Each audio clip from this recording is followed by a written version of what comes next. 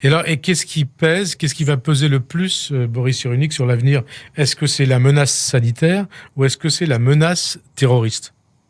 Les deux, dans l'histoire humaine, les deux ont souvent été associés.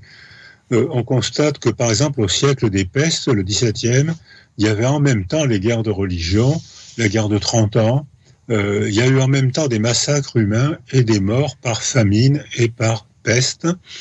Et donc, je suis un peu pessimiste, mais j'ai bien peur que ça prenne cette direction. Ça veut dire que l'histoire se répète avec quelques centaines d'années de décalage?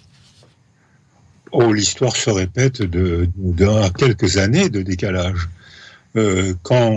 Après l'épidémie, quand on remet en place les conditions qui ont créé l'épidémie, eh bien, 2-3 ans après, il y a une nouvelle épidémie avec un nouveau virus ou une nouvelle bactérie. Et le siècle des pestes, c'était une épidémie tous les 3 ans. Il y a eu plusieurs siècles de peste. Il y a toujours eu des épidémies qui ont toujours été provoquées par les mêmes conditions. Hyperconsommation, hypermobilité, l'hyperconsommation qui fabrique le virus et hypermobilité qui le diffuse sur la planète.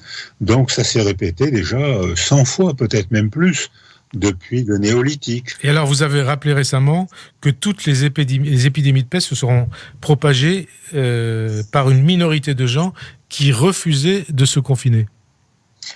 Oui, par exemple, il suffit d'un rien pour faire un foyer de bactéries ou de virus.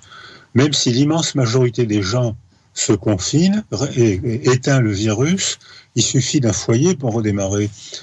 Par exemple, l'épidémie de peste de Marseille de 1348, c'était la route de la soie qui passait par Antioche.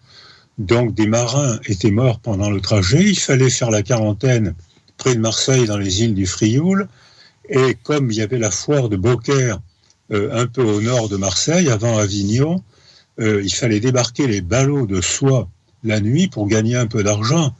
Donc les gens l'ont fait, et dans ces ballots de soie, il y avait des puces avec le bacille de la peste, et 2 ans après, un Européen sur 2 était mort.